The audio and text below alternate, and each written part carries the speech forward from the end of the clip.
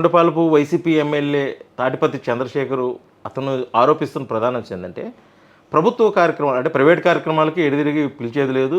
నా పేర్లు కూడా పలకరించట్లేదు. అది పార్టీ పరంగా చేసుకుంటున్నారు కాబట్టి.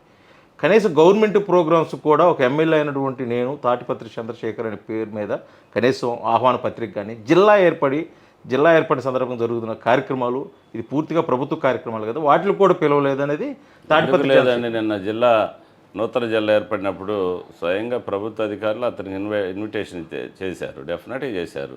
అన్ని అబద్ధాలు మాట్లాడతాడు అతను. ప్రతి ప్రభుత్వ కార్యక్రమానికి అతనికి ఇన్విటేషన్ ఉంటుంది.